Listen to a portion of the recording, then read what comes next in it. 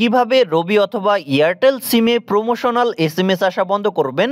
বর্তমানে রবি এবং এয়ারটেল সিম কোম্পানি আমাদের রবি এবং এয়ারটেল সিমে প্রতিনিয়ত দিনরাত 24 ঘন্টা বিভিন্ন প্রকার প্রমোশনাল এসএমএস অর্থাৎ বিভিন্ন ক্যাম্পেইনের এসএমএস বা অফারের এসএমএস পাঠিয়ে থাকে, যেটা অনেকের কাছে বিরক্তিকর মনে হয়।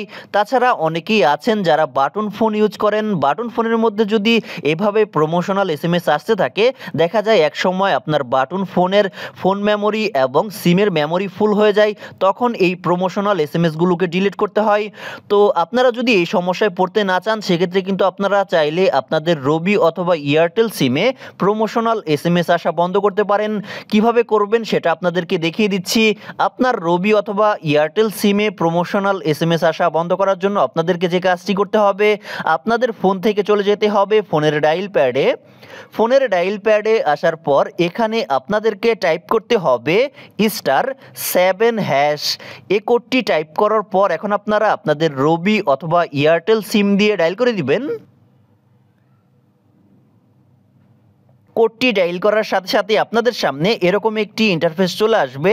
এখানে আমাদেরকে বলতেছে আপনার সকল প্রমোশনাল এসএমএস চালু আছে, মানে হচ্ছে আমাদের এই সিমে প্রমোশনাল এসএমএস চালু করা আছে। এখন যদি আমরা এই প্রমোশনাল এসএমএস আসা বন্ধ করতে চাই, সেক্ষেত্রে এই ঘরের মধ্যে 1 তুলতে হবে।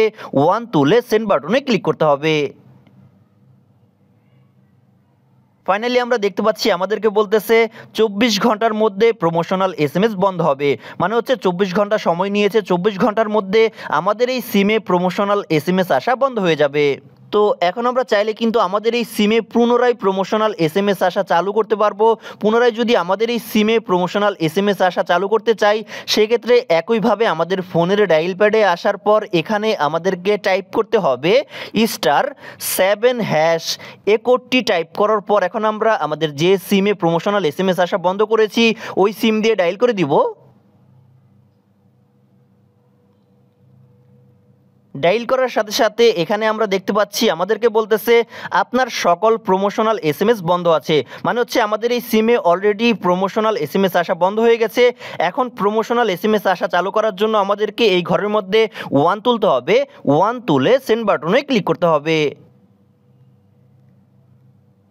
তো এখন আমরা দেখতে পাচ্ছি আমাদেরকে বলতেছে 24 ঘন্টার মধ্যে প্রমোশনাল এসএমএস চালু হবে।